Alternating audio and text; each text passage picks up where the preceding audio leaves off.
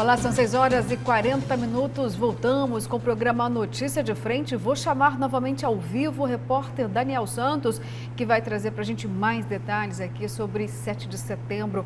Daniel, explica para a gente, tem já manifestações programadas para acontecer aqui na região metropolitana?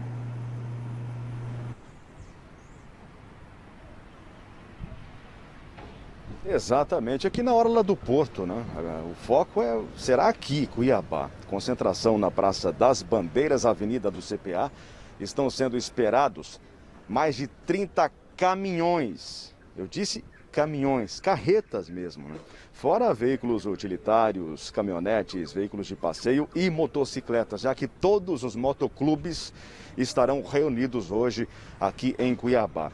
A expectativa é que a faixa da direita da Avenida do CPA, ela seja toda ocupada, passando em frente à 13ª Brigada e indo já na entrada oficial da Grande Morada da Serra, aqui na capital, já se aproximando do Comando Geral da PM. Nesse momento, aqui na Orla do Porto, que é o ponto de concentração previsto a partir das 17 horas, caminhão de som, de luz, a estrutura de LED que será montada a partir desse momento, todo o trabalho das equipes de som e iluminação acontecendo aqui. Enquanto a notícia de frente está rolando, eles estão trabalhando, organizando. Já tem uma carreta já estacionada aqui, serão mais de 30 desse tamanho aqui, ó, que vocês podem ver nas imagens do Valdeir de Moraes. À sua direita, Valdeir, lá do outro lado ali, atrás da tenda, já tem outra carreta estacionada. Agora imagine uma carreta dessa, aproximadamente 18, 20 metros de comprimento, vezes 30 na Avenida do CPA.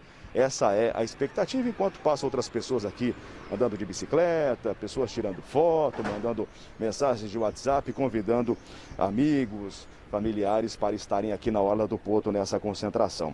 O Adavilson Azevedo, ele é coordenador do movimento de direita Bolsonaristas Mato Grosso. E a gente precisa entender quais são as reivindicações do movimento. Bom dia, obrigado por nos atender nesse horário. Bom dia. Hoje a gente comemoramos o 7 de setembro, a nossa independência. E esse ato acontecerá em todo o território nacional. E Cuiabá também não podia ficar de fora. Então a gente se organizou e estamos colocando Cuiabá hoje a partir das 16 horas. Vamos estar saindo em carreata da Praça das Bandeiras. Vamos descer toda a Avenida do CPA, vamos pegar Miguel Stil. Vamos vir até aqui na Bola da Copa, né, aqui perto da Ponte Nova, e entrar para a Orla. Aqui na Orla a gente, como você mostrou, já tem uma estrutura para receber a população, a família cuiabana, né, os nossos irmãos daqui de Mato Grosso, que também está vindo bastante gente do interior.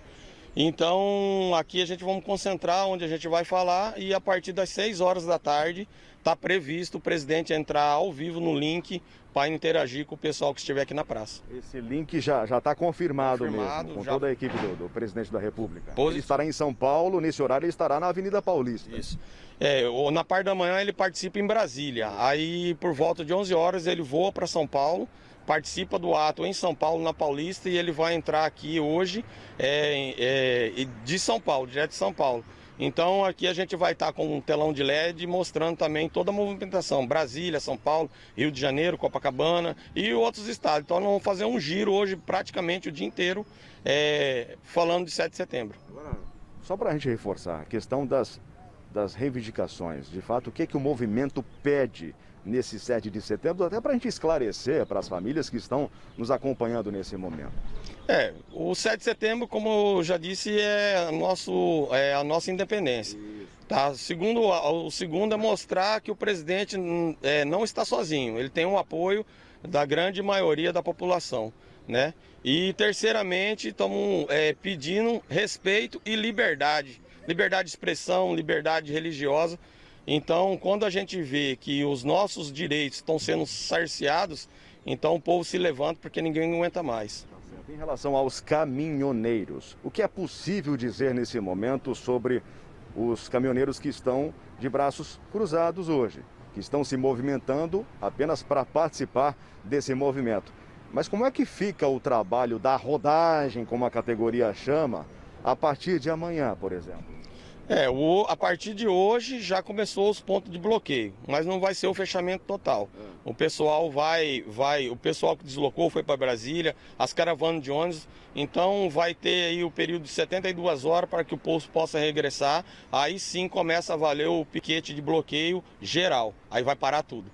Vamos esclarecer. O que é piquete de bloqueio? O que é esse para tudo que os bolsonaristas estão chamando nesse momento? O piquete são pontos estratégicos de cidades, entroncamentos de BRs, que a gente já mapeou, que o pessoal da organização nacional já mapeou, e eles vão parar e vão trancar, entendeu? Igual foi 2018, mais ou menos isso. Então, a população pode ficar tranquila, não tem nada de quebra-quebra, não tem nada, a gente só estamos pedindo, reivindicando a questão de direitos. Como a gente vê vários irmãos, inclusive um dos líderes dos caminhoneiros, lembrando que ele não é frotista, ele é um caminhoneiro autônomo, né? Tá com a prisão, hoje ele vai se apresentar à PF lá na Avenida Paulista, entendeu? Então a classe dos caminhoneiros apoia bastante o presidente Jair Messias Bolsonaro e mais uma vez, os caminhoneiros estão se apresentando para defender o nosso Brasil. A gente está passando essa informação aqui em primeira mão. A gente está falando do Zé Trovão. Sim, do Zé isso? Trovão. Então, para quem está acompanhando, de repente, mas de quem ele está falando? Estamos falando do Zé Trovão. Ele irá se apresentar hoje na Avenida em Paulista, público, no meio da manifestação, é isso? Isso, ele vai se apresentar hoje, né? Ele está com pedido de prisão pedida pelo ministro Alexandre de Moraes. E hoje ele se apresenta na Paulista, né? E com certeza ele deve ser levado a algum distrito da Polícia Federal. Você acredita que em meio a esses dias bem acalorados, sem contar no clima de Cuiabá, né? Já é quente mesmo, normal. Agora as discussões políticas, né? Os debates muito acalorados. Você acredita em um movimento que comece e termine de forma pacífica? 100% pacífica. A gente, como você vê, aqui a gente tem vários segmentos da sociedade. É caminhoneiro, são artistas, são produtores rurais.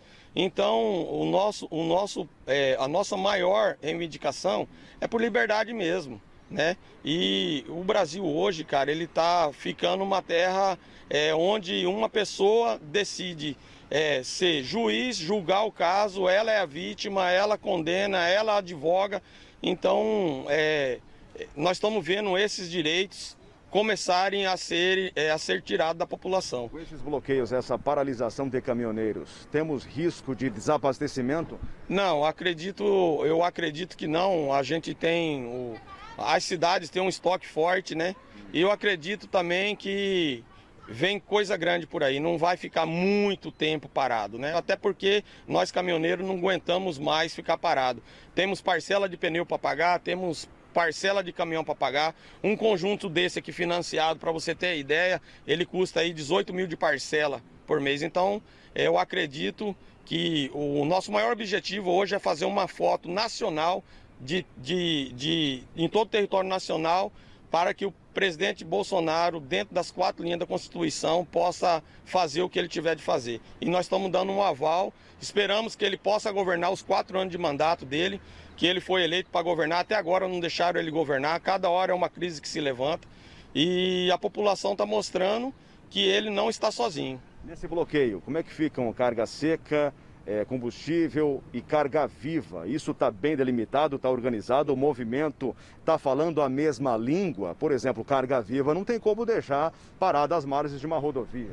Justamente, muito boa essa pergunta sua. A gente temos cargas perecíveis, né? Então, praticamente o que foi falado, o pessoal se organizou e muitos caminhoneiros não carregaram. Então não vai ter um grande movimento de carga mesmo. Vai ter alguns companheiros que vai estar da rodagem, que vão ser pegos de surpresa, mas já estão contribuindo e vão aderir ao movimento. Então, carga viva e carga perecível, quem tiver em movimento, passa? Quem tiver em movimento vai estar ali, vai chegar no bloqueio, né? E vai se juntar ali. Como eu disse para você, a previsão não é que dure aí 20, 30 dias. Isso aí é uma ação rápida. praticamente mesmo mostrando força para o presidente, e aí ele tome, dentro das 4 linhas da Constituição, como ele sempre fala, que ele tome a devida providência. A categoria já está vendo com um bom sinal, Kleber, Haroldo, Luciana, a redução da quantidade de biodiesel no diesel, e que isso, segundo o governo, vai influenciar diretamente na queda do preço da pauta do óleo diesel em todo o território nacional. É aguardar, vamos acompanhar o movimento nas próximas horas, cobertura completa em todos os telejornais, em todos os produtos aqui da TV Vila Real, sempre ao vivo para todo o estado de Mato Grosso. Luciana, eu volto com você. Olha só vou reforçar aqui que toda a cadeia do combustível deve ser discutida com muita responsabilidade, porque do jeito que está, de fato, não pode ficar não. Bom, agora de Cuiabá, vamos direto então para Brasília, porque a esplanada dos ministérios, os bolsonaristas tiveram acesso. Vamos lembrar aqui que estava já interditada desde esse último domingo, mas olha lá, a manifestação tomou conta. Como eu disse aqui, o acesso ao local estava bloqueado, mas os manifestantes que apoiam o presidente Bolsonaro conseguiram acesso ao local. Essas imagens são de ontem à noite. O ponto de bloqueio da esplanada dos ministérios acabou sendo liberado pela própria Polícia Militar do Distrito Federal. A via de acesso estava fechada, mas aí não teve jeito, viu? Porque houve uma grande pressão por parte dos manifestantes e acabaram tendo acesso total à esplanada. Nesse horário aí, nessas imagens, gente, aproximadamente 1.000 pessoas estavam lá no local, já havia essa aglomeração, muitas pessoas, inclusive, estavam sem máscaras aí, se aglomerando. E o trânsito chegou a ficar parado desde a altura do plano piloto, tá? Da rodoviária lá do plano piloto. E o fluxo intenso é causado, então, pelos apoiadores do presidente Jair Bolsonaro. Eles estavam já aí se posicionando com os caminhões, ônibus, já com as bandeiras do Brasil, e os motoristas também já realizaram ontem, nesse momento aí, um buzinaço e atrapalharam também alguns veículos que queriam passar pela área. E aí nós temos aí policiais também militares que tentam, né, viabilizar o trajeto. A gente percebeu aí essa tentativa, mas com muita dificuldade diante da aglomeração. E nós temos uma imagem aí muito preocupante, inclusive, né, o fato de que um policial estava armado, pedindo calma aos manifestantes. Ele estava segurando, empunhando a arma. Os manifestantes queriam que ele guardasse, né, o armamento. E a gente viu aí uma tensão, e essa é exatamente a preocupação, se isso aí se multiplica, os ânimos ficam exaltados, porque nesse 7 de setembro nós queremos paz, nós não queremos que tragédias aconteçam, né? Não estou aqui que isso vai acontecer, mas fica claro, né? Um momento de muita tensão. E essa cena que nós estamos mostrando aconteceu em um momento em que havia ainda um número muito pequenininho de manifestantes. Era apenas a chegada deles lá no Ministério da Esplanada, na Esplanada dos Ministérios. Kleber Lima, professor Haroldo, nós nesse momento não temos, gente, imagens de como está agora a movimentação lá em Brasília, mas isso é apenas aí uma amostra do calor que já começa a ter durante essas manifestações. Professor Haroldo. Nem dormiram de ontem para hoje, né? Pelo menos a informação que nós temos, que boa parte dos manifestantes, das pessoas que estão ali defendendo a liberdade, né, a democracia, contra a corrupção, contra os desmandos, contra a arbitrariedade, nem dormiram. Até porque acreditam que querem garantir, sobretudo, um futuro melhor para seus filhos, para seus netos, né? Que até então não se tem perspectiva nenhuma, não dá para olhar para o futuro na situação que o país está vivendo hoje. Realmente é muito complicado. E não tem por que fazer resistência, isso é povo, isso é população indignada, né? Meia dúzia, vamos dizer, 20, 30 policiais querendo fazer resistência a uma multidão de 1 milhão de pessoas que certamente estará lá hoje no 7 de setembro, não só lá, mas também em São Paulo. Quer dizer, então eu acho que essa manifestação ela pode ser pacífica, né? Tem tudo para ser pacífica. Eu espero que realmente isso aconteça e demonstre os brasileiros demonstrando para os brasileiros, né, que realmente é um processo de mudança necessário, né? Que realmente nós saiamos melhor, né? E o recado seja dado principalmente para os nossos representantes e foram legitimados como deputados federais, deputados senadores, e neste exato momento o Congresso Nacional está num silêncio ensurdecedor. Você não vê ninguém falar absolutamente nada, porque sabe que tem nas mãos da população o voto, né? E você não vai, certamente, usando um pouquinho de prudência e bom senso, não vão fazer enfrentamento porque morrem de medo do povo e morrem de medo da população como um todo. Está aí. Esse é o Brasil revoltado com a política brasileira, revoltado com as instituições, e uma hora ou outra essa água ia transbordar do copo. A corda iria arrebentar. E chegou o dia, 7 de setembro, dia da independência. Que importante nós ressaltarmos isso aqui, eu vou aproveitar a minha fala, que a independência do Brasil só foi possível por uma intervenção muito importante, que é a intervenção da maçonaria. A maçonaria teve uma importância fundamental, assim como Dom Pedro I era maçom, os maçons fizeram essa intervenção, as primeiras manifestações foram de maçons, né? Há uma vinda de Dom João VI ao Brasil, eles se colocaram a favor da maioria, a favor da coletividade e da população. Ok, professor Kleber Lima, não sabemos ainda, talvez não, os ministros, colocando muito bem, de Jair Bolsonaro, não devem participar das manifestações, nem fazer nenhum tipo de pronunciamento. Inclusive, houve até um aconselhamento ao presidente para que ele tenha hoje um discurso muito moderado. Será que a gente pode ter esse compromisso do presidente ou não? Ele não vai ouvir os ministros? De que forma você acredita nessa condução por parte do presidente nessa data? Não acredito não. Eu já disse no bloco anterior, o presidente Jair Bolsonaro é um homem sem palavra. Ele é um homem orientado, não é pelo Estado-Maior das Forças Armadas, não é por um grupo de políticos, ele é orientado por um malandro americano chamado Steve Bannon, que foi marqueteiro, entre aspas, do Donald Trump, que foi praticamente expulso dos Estados Unidos e encontrou no Brasil terreno fértil para fazer as suas avacalhações, achando que o Brasil é um laboratório de republiqueta de bananas para atuar. Isso o Ciro Gomes denunciou, inclusive, essa semana. O Steve Bannon já esteve por aqui durante as eleições do Bolsonaro, é o ídolo número 1 dos filhos do presidente e é um excêntrico americano, né? Eu chamo de um fascistoide.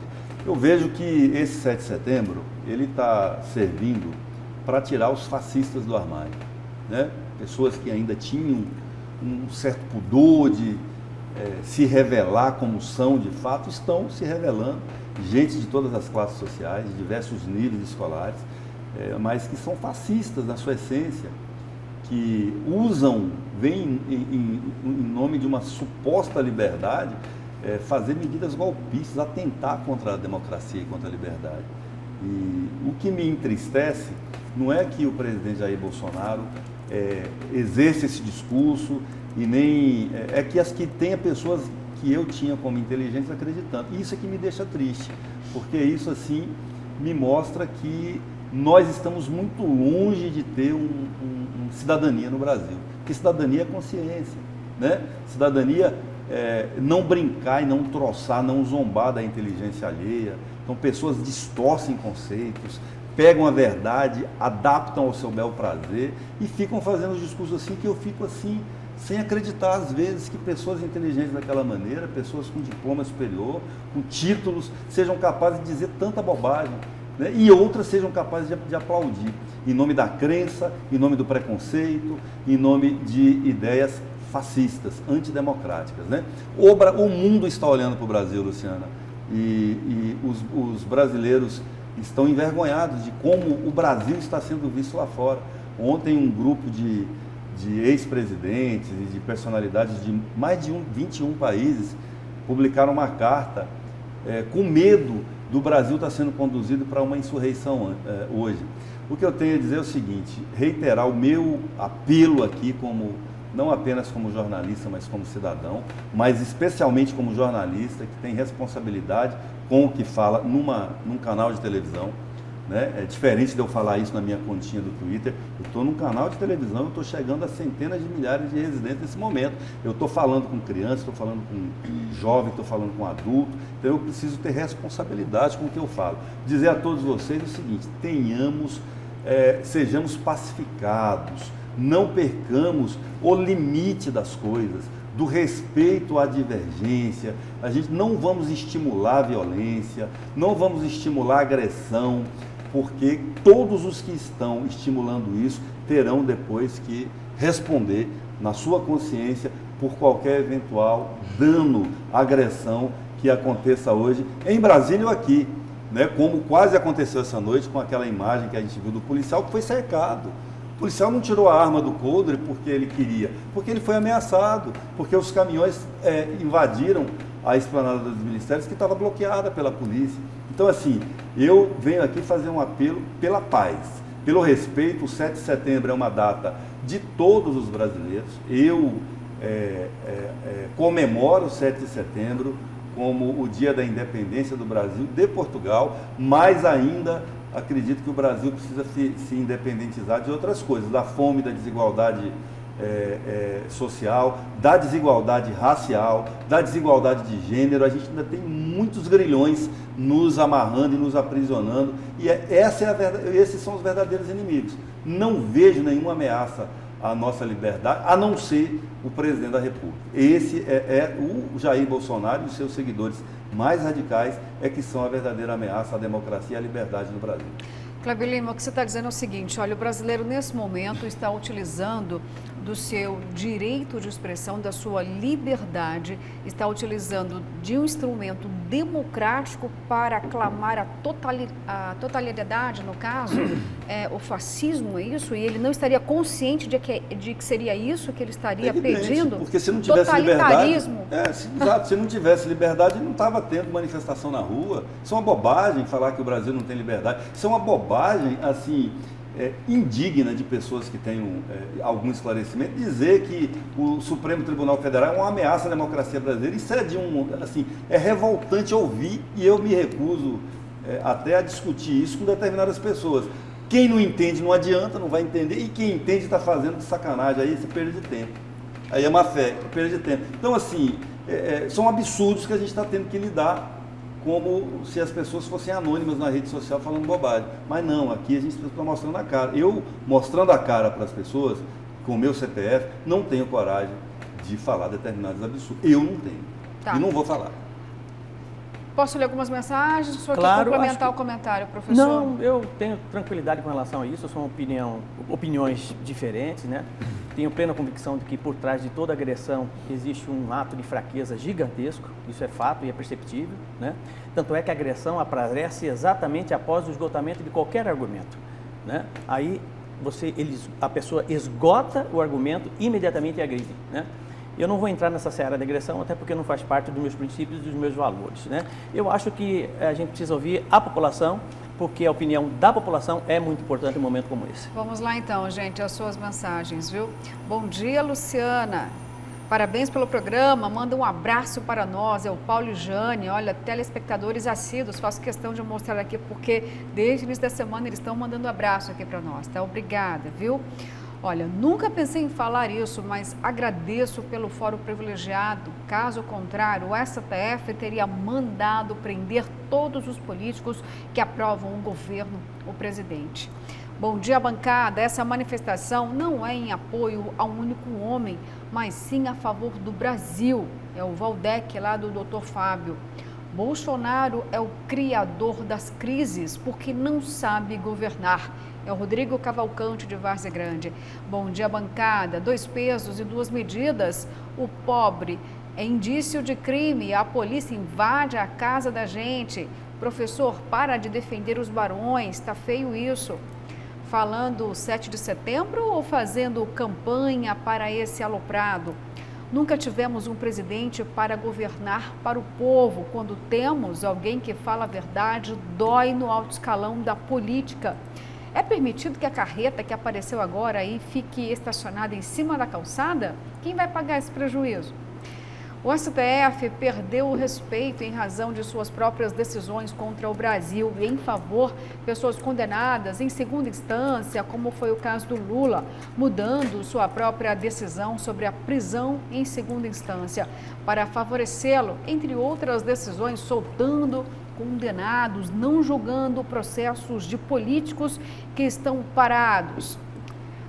O Brasil está dividido por causa de uma parte da sociedade que quer trabalho, família e Deus no coração. E a outra parte quer privilégios, quer continuar saqueando a nação.